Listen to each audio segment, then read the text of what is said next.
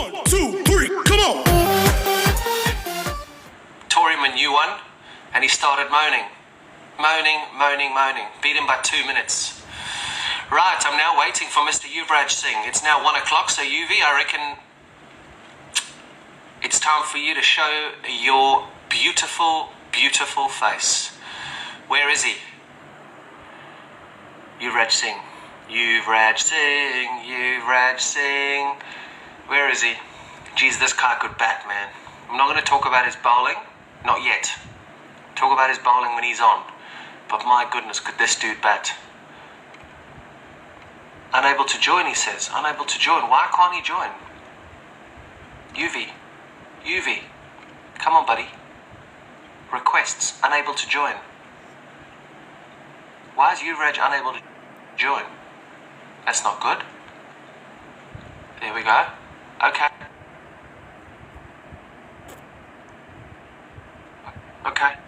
Ha. Yes, there he is. Look at him. The maestro. You're coming. He's coming. You're not really good.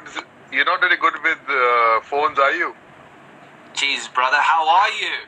I'm good. How are you? What's happening? Nothing, man. You tell me. I'm very quiet, buddy. Very, very quiet. Although I woke up this morning like you used to wake up in your heyday after we had sunk a bit too many vodka Red Bulls. I woke up this morning in a very bad state. Yes, I saw your post. Too many red wines, huh? But the thing is, I'm training so hard at the moment, and on Saturdays I have cheat days. So we had I had a burger and fries last night, and then I became very friendly with an Italian red wine and a South African red wine. This morning wasn't fun when the kids came and knocked on the door at 6:25. I was like, what day is it? How was lockdown, buddy?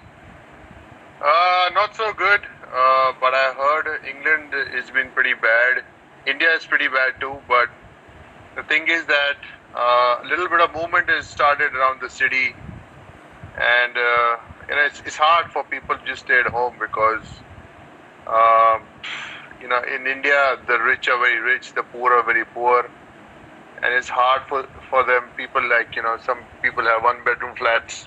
Yeah. Just to stay at home, and it's a lot of chaos in the country. It's a big country. The bigger the country, the harder to manage. But we're doing well.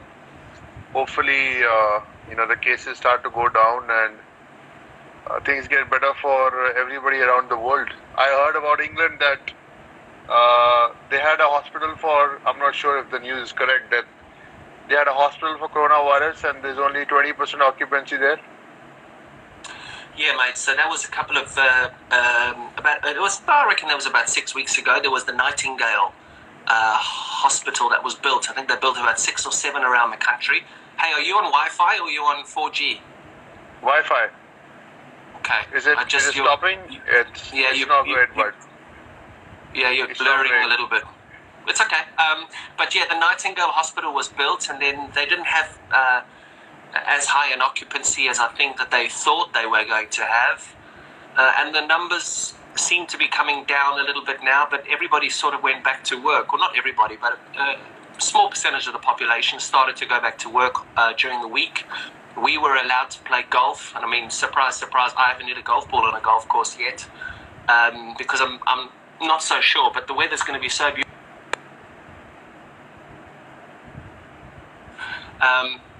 I might actually hit a golf ball, but yeah, it's not been great, buddy. There's been death after death here. I don't think it's been handled as good, and we certainly didn't lock down like you guys. Are you in a flat or are you in one of your palaces, one of your 75,000 palaces? No, I'm in my house in Gurgaon, and luckily we're in the safe zone. Is that the house where I came and saw you when you were ill a few years back? I don't know, it was in Delhi or Mumbai. Delhi? I think you can. Delhi? Yeah, no, that was the old house. I moved to a new house. So, yeah, but we are in safe zone. We don't have too many cases around, but it's very scary, for people to just move around, and it's, for us guys who always, running around from one place to another, sit at home, and I mean, it's good to spend some time with family as well. But it's just really hard, you know. What are you missing? What are you missing most about being out and about? Because I've actually really enjoyed the fact that I've been at home all the time. I've not had any issues at all, to be honest. I've not left my house apart from a couple of bike rides in 8 weeks, dude. I've absolutely loved it. Yeah, I mean, your palace, because you have a big playground and you run around, you play golf and you play football with your kids. So you're not bad at all. No, I appreciate that, and I understand that.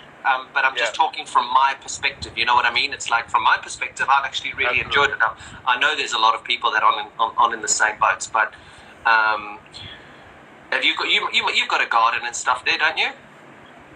Yeah, it's more like a flat. We got 4 floors, but it's you can't really run around. It's hard to go for a walk, and it's just a lot of fear.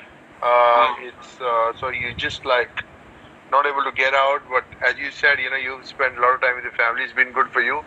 It's actually been good for me as well, because I've spent a lot of time with my wife and my mom and my younger brother at home. So we've been working it out, and it's been actually good for us spending time with the family. Because when you're in the park, you spend years and years playing cricket. And you miss so many festivals, you miss so many things celebrating with your family. And you actually realize those moments now when you're in lockdown with them. That's what Virat was saying, because he said to me on the same Instagram live, he was saying that it's the most time that he had actually spent with Anushka. Because as you know, the circuit that we get on when we are playing and broadcasting, whatever, you hardly ever see anybody. You're just boom, boom, boom, boom, boom all over the place, aren't you? Yeah, exactly. I mean, when you stop cricket, and you did a lot of commentary, probably in certain tournaments. And when I see my senior cricketers like Rahul, Saurav, and Viru and Lakshman doing commentary all the time, I was like, I don't get it. You've been on the park for 15, 70 years international cricket. Then you played 6, 7 years of junior cricket. And now people are again on the park commentating the whole day, sitting in a test match especially. I don't know, I have no chance that, after playing for so many years, sit and talk about cricket before I take a break. Come and join me in the studios in Star. Come and join us in the IPL. Come and commentate with us, man. Come on. It's fun, dude. It's literally, you're going to be watching the game anyway.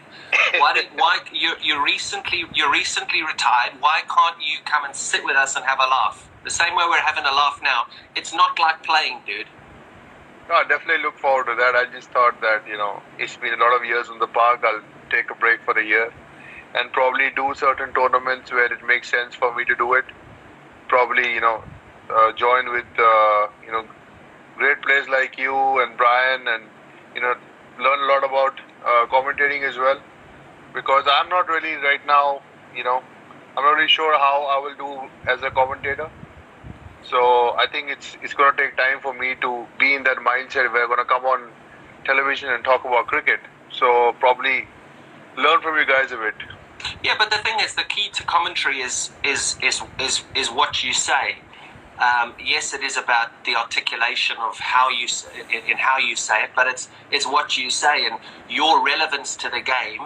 Being recently retired, knowing exactly what the Mumbai Indians, for instance, are saying about death bowling, you can bring so much more experience and so much more knowledge to the viewer about how the Mumbai Indians bowl at the death than any of us could. I mean, I'm 2 years retired now. There's a lot of guys there that are 20 years, 25 years out of the game, and it's that freshness of your idea to tap into exactly how the players are thinking these days. I mean, you don't have to be a motor mouth and go. You just, right, this is what's happening, this is how it's happening, and people guide you through it. I mean, actually, in the commentary world, the guys are such nice people, lovely people. Yeah, I mean, once you retire, they all are nice. They don't have anything to say to you because they stayed on the field all these years. So I guess there's a problem. Yeah, so yeah, I understand what you're saying. I understand, experience would be great, but I just thought I'll take some time off from the game Yeah. and spend some, time with my family and hopefully become a father and then probably come back on the park. So I just don't want to hurry myself where, Sure. just come back and you're like, oh, again I have to talk about cricket. So How old probably, are you now? You don't want to ask that once somebody's retired. I'm 38. Yeah, I'm 40 next month. Yeah, I mean, it's one day you're gonna be 100, I'm gonna be 98, so we're gonna look the same. Yeah. I'll get to my 100 before you, like I always did. Oh yeah, you got too many of them, bro. You got too many. Yeah, because I wasn't facing your rubbish as often as often as you wanted to bowl to me. Listen, Oh yes. a part of your email address was once upon a time it had pie chucker in it, didn't it? It's still my email address. I remember when you made that statement about my bowling. First of all, I didn't feel bad. I actually laughed because I always looked at my bowling like that. But you actually put it right in words that how you felt facing me. That it actually comes out like a pie. So I laughed so much because over the years I would not put it into words. And I was like, everybody said, oh, you bowl really well. I said, no, I'm a part-time bowler. And when you put my name as Pai Chaka, I'm like, yes, that is what my bowling is. And exactly, I made an email of, I won't say the email live on Instagram, but I still have the Pai Chaka email and all my friends bail me on the same address. So I still have it. It's my favorite email address. Really? Yes. How cool's that? It is. I think it's a lot of my friends. Every time I meet them, they call me, "Hey, Pai Chaka, what's up?" I mean, it's a pretty cool thing. But I mean, did you run in bowling to me thinking, I'm gonna just knock him over? Any ball now, I'm gonna knock him over. The thing is that when you know somebody hits your bowling, they don't want to get out to you. Yeah. And in that fear, even if they want to hit you, they block you. So I know you were like, I'm going to hit this guy out of the park. But now we three down. I can't get out to him. I can't get out to him. So I think that was more of the fun. And I think we played against India just after we had played against Bangladesh or toured Bangladesh, and every freaking bowler. I think every person who served me room service was a left arm spinner. Every bloke who drove the bus was a left arm spinner. Then we had Shakib Al Hasan, and we had freaking every single bowler of theirs, apart from one seamer, was a left arm spinner. And then I had to come. So.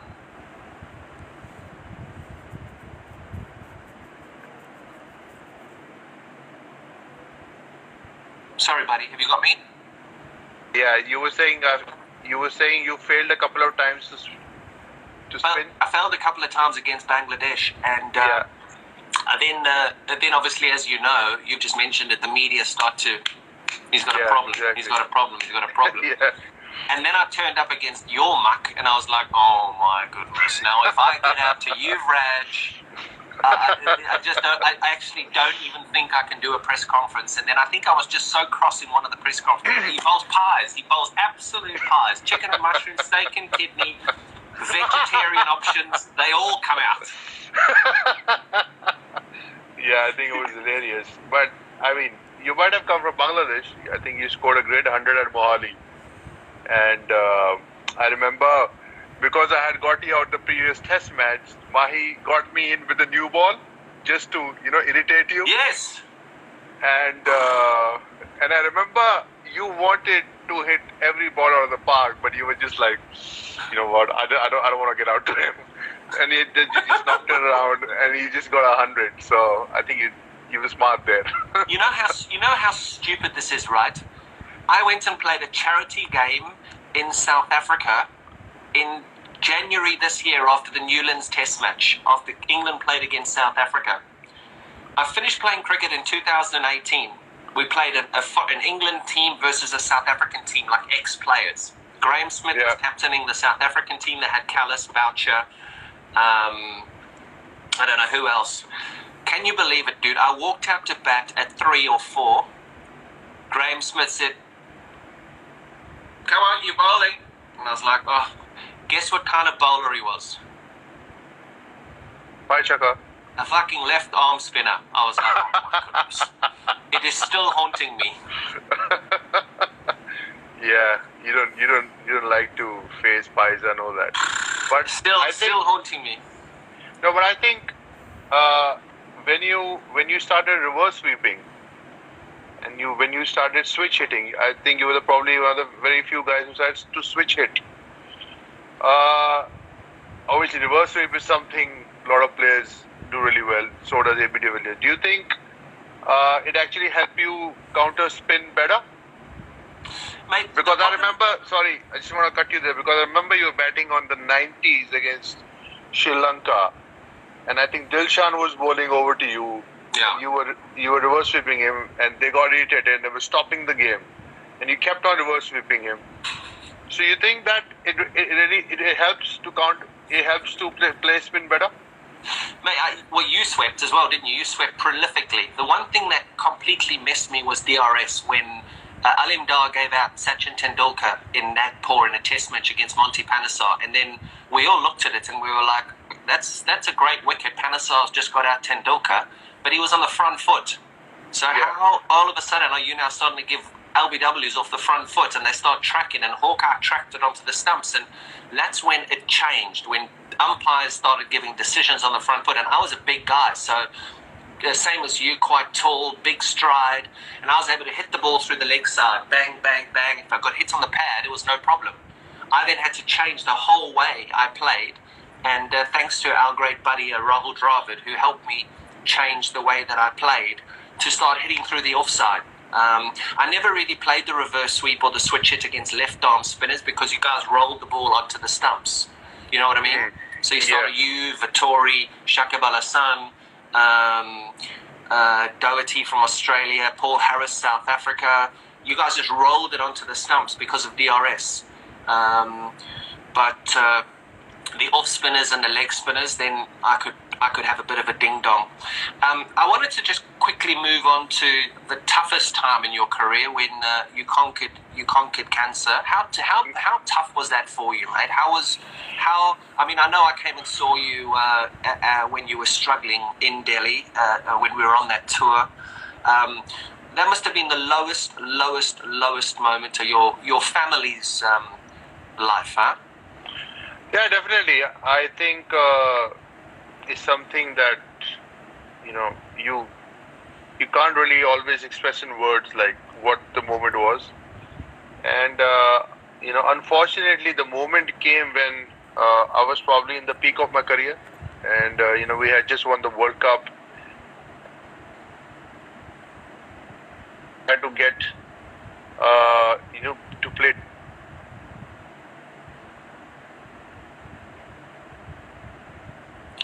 Brother, can you try your 4G? Take it off Wi-Fi. See if 4G works. Okay, let's see if this works. There we go. Yeah.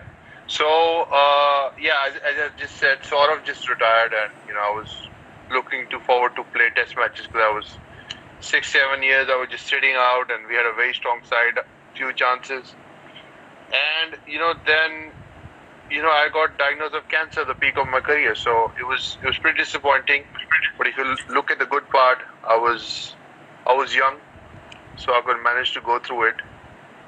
But I think family went through a really tough time. Yeah.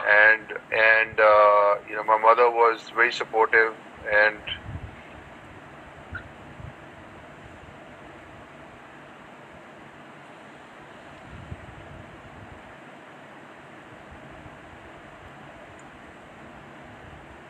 motivated for me to come back as well, because I thought that what I'm going to look forward to when I go back. I think it was reading a lot about Lance Armstrong really motivated me, and I came back.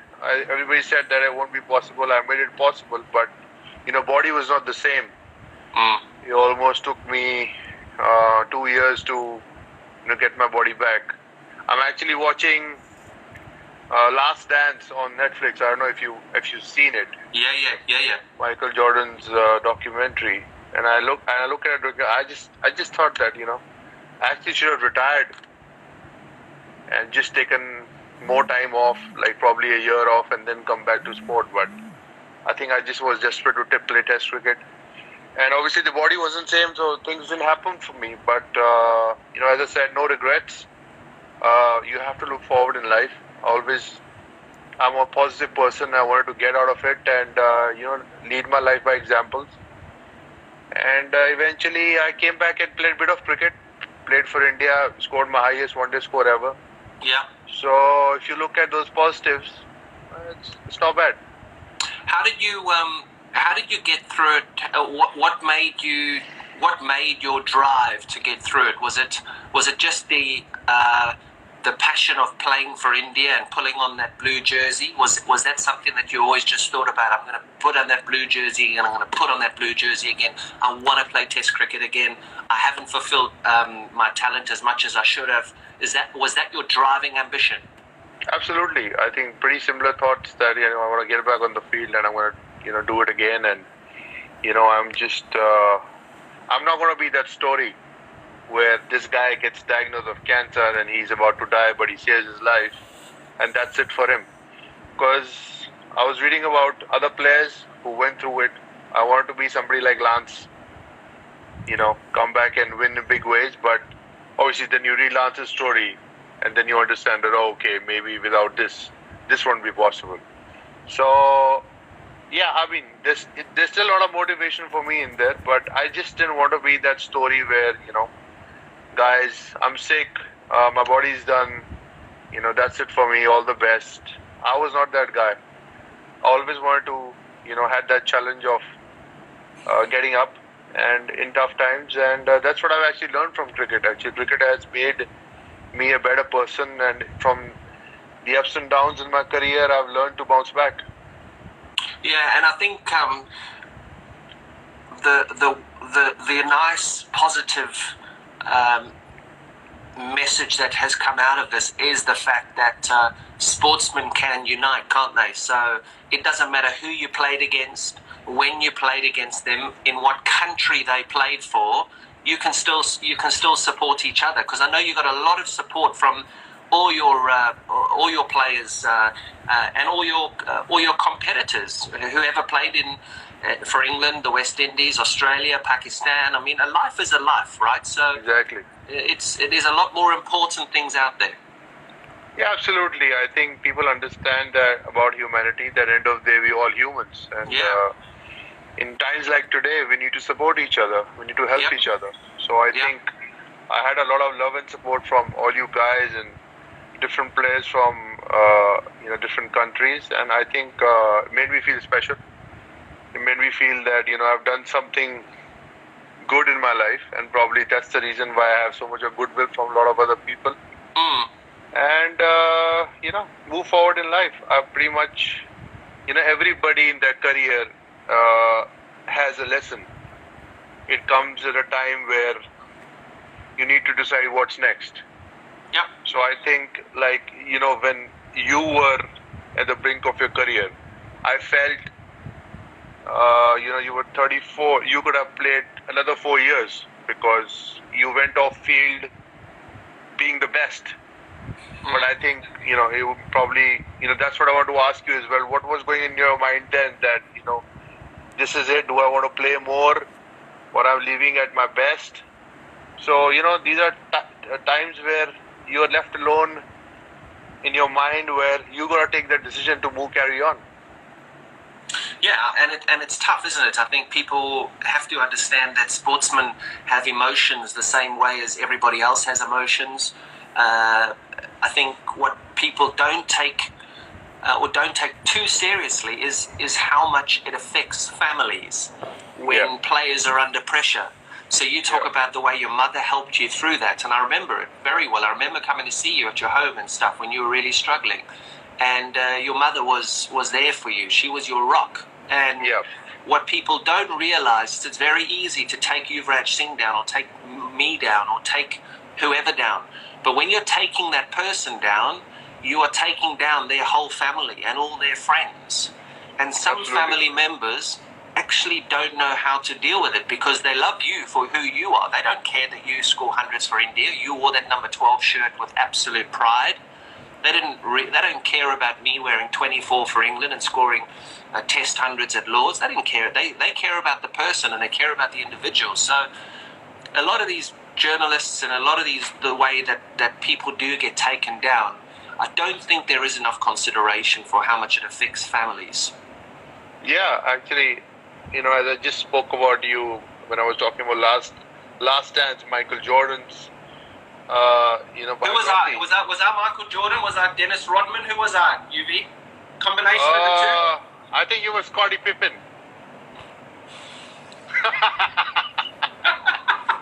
No, man, you definitely play like Michael Jordan. Yes, baby. On your day, you were special, no doubt about that. I would have loved to have been coached by Phil Jackson. Actually, you know what, Phil? I'm going to Vegas for 2 days, baby. I'll see you later. I'm not playing against Yuvraj tomorrow. He knocked me over yesterday. I'm going to Dubai for a few days. Dennis Rodman is Hardik Pandya. That's who Dennis Rodman is. Oh my goodness. No, but I was coming back to what happened to him. He was 31 years old, and his father dies. And people start saying that because of his gambling issues, somebody attacked his father, and it took so much toll on him that he left the game. The best player in the world left the game, started playing baseball, and went through so much of crap through media, and then cleared his mind and came back. The media and the people, they don't realize what they do to you mentally.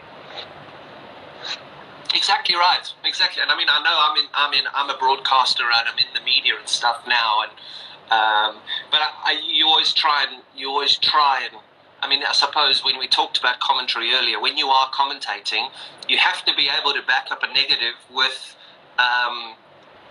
evidence. So if you say he's played a bad shot, it's like, why has he played that bad shot? What is he thinking about? Should he have played that bad shot? But I like to just call it sometimes. I remember calling quite a few games and going, you know what, the shot was on, he was caught at mid-on, he just didn't hit it well enough. It is what it is. He should have hit it out of the stadium, but he just didn't hit it well enough. It just hit the inside of the bat. And I mean, you try and call it that way, but I suppose keeping to the humour side, what did Freddie say to you before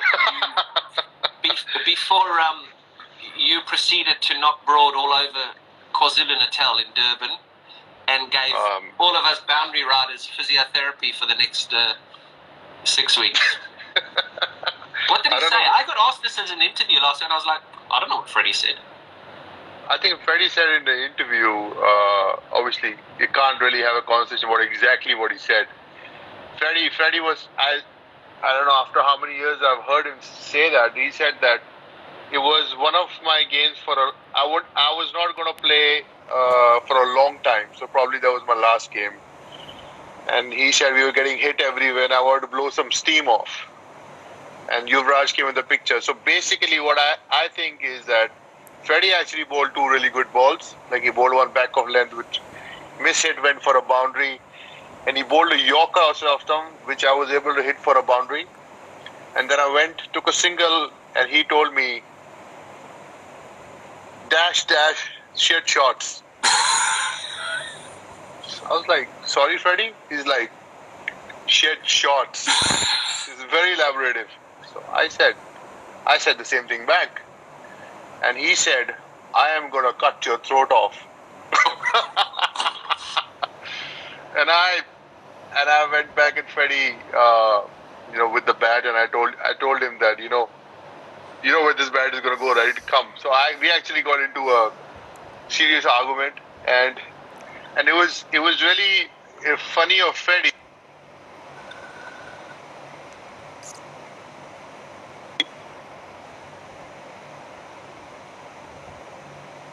Oh, we're losing you. I'm back. Yeah, it was funny of Freddie. So I just said, the way he was describing it, like every 6 he said he hit a 6, and after every ball he looked at me.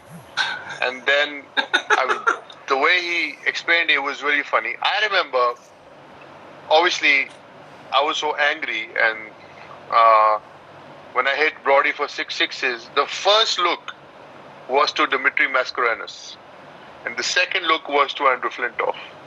Because I remember Dmitry hitting me for 5 6 in the last of our Oval game. You remember that? At the Oval, yeah. So I was like, the monkey is off my back. I was so happy about that. I mean, well, you couldn't, 6 sixes. You couldn't look at me because I was on the beachfront just trying to collect the balls, mate. So I was gone. I was out the stadium. I was there down near the hotel on the beachfront where we stayed.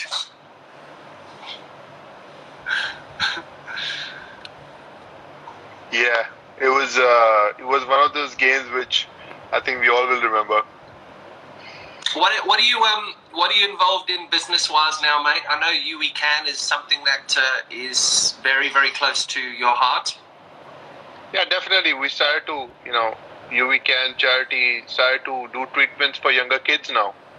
We have about 30-35 children who we treat almost every 2 or 3 months. So, treatment was the biggest concern for us, and it takes, you need a lot of funds to treat young children. And then obviously, the businesses around You We Can for fashion, sports, now hopefully getting into health and wellness. I mean, it's a slowdown for business at the moment around the world. But I think once the lockdown is over, probably going to go full strength on the businesses and the charity. Is something that I look forward to, something I feel that, I'm going to do. I can give something back to the society. Something is very close to my heart. And probably make a big brand out of it one day and be proud of it. Like you've done with the Rhinos. Yeah, we try. What about coaching, brother? We talk commentary. What about coaching? Is coaching something that you might have a look at? Is like franchise cricket, being a mentor for an IPL franchise, attractive to you or not? I'll probably start with that. I'm very keen on coaching. I'm more keen on coaching than commentary because I think I have a lot of good insight for limited overs cricket to tell younger kids about mindset. Down or 5 down, what is your mindset going to be when you're batting? So I on that. Probably start with a mentor, and if it goes well, get into full-time coaching. I'm not thinking about it right now, but I have about 16-17 cricket academies running at the moment, which I started 10 years ago. So work with a lot of kids over there. Hopefully when the lockdown is over, I'd get back and start working again. So I'm pretty much set without commentary. Mm-hmm. But I'll get you in the commentary box. I will get you in the box. Don't you worry. I'm all over it. I'm going to get you. I've spoken to Star. I'm all over it. I'm going to get you. Sounds good, mate. Coaching, you said you could advise youngsters, and I know that me and you had a bit of a ding-dong on Twitter one season ago, when Rishabh Pant kept slogging every single ball down deep cow corners. What on earth would you tell that lunatic? My friend, he was playing the 5th ODI game of his career when he hit that shot. Say what? Say that again? He was playing the 5th ODI game of his career. That shot he played. I mean, everybody was pissed at that shot. But the point is that it's bad thinking on the coaching staff, on the team management, to bring in a guy who's played 5 ODIs or 7 ODIs. You're playing a World Cup, goddammit. You can't play a guy who's played 5 ODIs. Nothing against Rishabh Pant, nothing against Vijay Shankar. But you need some kind of experience. You can't. You thinking, okay, what happens if Rohit and Virat gets out one game? So it was like I was watching the game, and my flight landed in India was like 4 or something, and he blocked 2 balls, and I said, this is not looking good. And 3rd ball straight in the hands of Vijay, because experience is not there. If he would have played about 40-45 ODIs, he probably would have taken a single and gone the other side. So we Did not plan it really well, my friend. It was really bad planning. Yeah, but you say that he's only played his 5 one-day internationals, but IPL cricket is like an international every single time you go out and play. So there is the experience of playing in big crowds, right? My friend, there is experience of playing big crowds, but when you're playing an IPL for 20 overs, where you have the authority to go big at any time, and then you're playing a 50-over game where you don't have authority to hit it when you can. There are times where you feel like hitting the ball, but you say, no, I'm going to take a single and go to the other end. So the mindset clearly was very different. T20 is very different for 50 overs. So that was completely not there. If the IPL was 50 overs for last 10 years, and he would have played 3 IPLs with 100 matches of experience under his belt, he would have taken a. So I just feel that, honestly, the guys played a bad shot. We played a couple of bad shots entirely a career. But compare yourself when you came in the side playing 5 ODIs. I went 100. I think I will, Yuvraj, quickly. I think I went 100 against South Africa when I came in. No doubt about that. But I'm just saying, your mindset after 50 games or 50 test matches. Yeah, you're a lot more experienced. Yeah. I remember talking to you about test matches, and you clearly told me that, the best way to bat in test matches is bat session by session. Yeah. You know how you need to bat in every session. You said if the ball, it's time for you to smack it. Like I remember your innings at the Lords. You were seaming around, and Zach was getting the ball away and in, and suddenly after lunchtime you just smacked everyone. So I don't think you would have that mindset after playing 5 test matches. You probably would have learned after a few test matches you definitely how to build learn your innings. Yeah. So in such a big stage, you need that learning experience. Yeah. No, I agree. Experience comes with playing, and I suppose experience comes also with failure.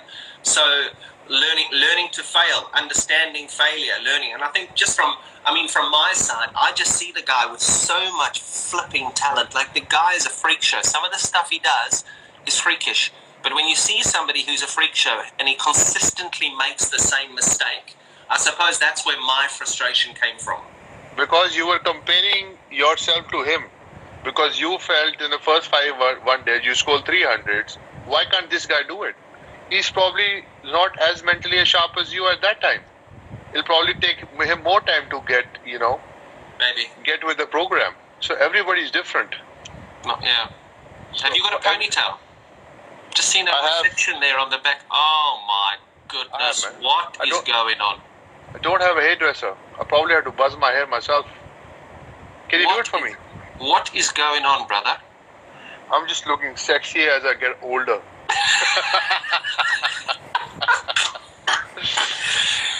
You're a fine red wine, aren't you? Oh, yeah, man. Have you been training in lockdown or not? No training? I have only been training. Well, how have you been training? Eating's not training, but... I'm probably doing... Honestly, I have not trained so much in my entire career that I've trained the last 2 months. How are you training? Luckily, I have a gym, so doing weight training and cardio one day, weight training one day, stuff like you're doing. So I think in old age, you got to work harder on your body. And probably telling people out there to stay fit at home.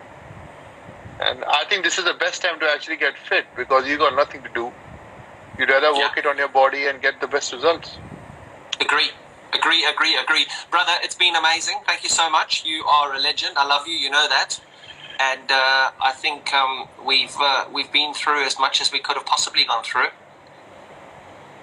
Yes, we have, my friend.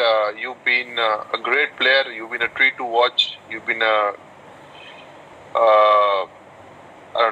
probably $1 million when, sometimes when you're on a roll. And we've had a great relationship off the field. The number of times you've abused me, I've taken with a smile. You had to take it with a smile. You could only take it with a smile, just because you just kept knocking me over. You were like Muralitharan. He smiled at every batsman because he knew he was going to fucking knock him over every single time he bowled to him. Cheers, bro. Love you, brother. You take care. Catch you, mate. See you. Bye. Bye.